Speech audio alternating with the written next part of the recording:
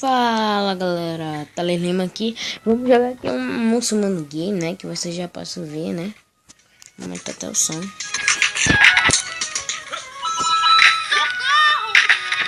Vamos lá, né? Cada vez vai aumentando. Nem vi!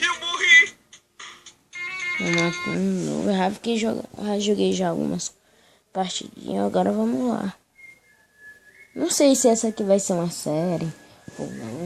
Coloca nos comentários se vocês querem que isso aqui seja uma série. Vamos lá, né? Ai! Não vi! Ah, não, morri! Ah! Presta mais atenção. Ficar um pouquinho mais calmo. Ah, ainda tem que ver esse negócio.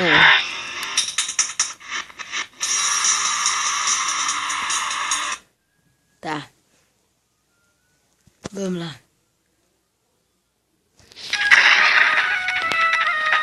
Atento. A música de fundo é legal. Socorro, muçulmano! Valeu, muçulmano! Ah! Aí. Tem que imaginar que as coisas estão indo devagar. Tá, diminuir a velocidade da mente. Ele, depois de um tempo que a gente vai jogando e a velocidade vai aumentando, ele vai cantando uma música. Quase.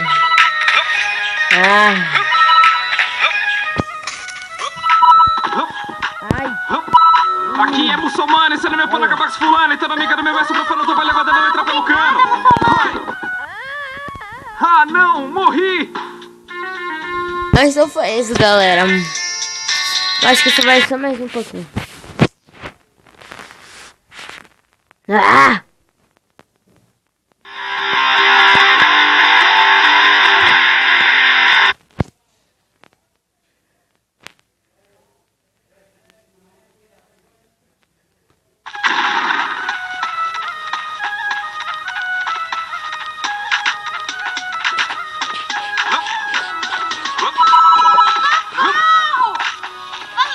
Peguei, vamos lá. Pegando as moedinhas e salvando as latifas. Latifas! Não! Droga! Vamos ver se eu consigo comprar alguma coisa. Ai, não.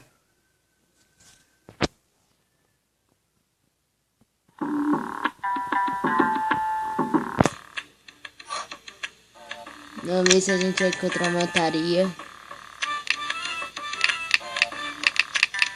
Não dá pra comprar o camelo. Vamos ver aqui o status. Estamos progredindo. 0 esmeralda. Ainda não consegui nenhuma esmeralda ainda. Vamos ver aqui nosso visual.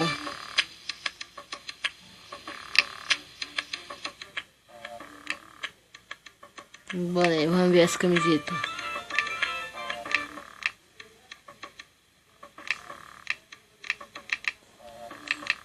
Nossa, tem do galo frito. Do monarca. Roupa suja.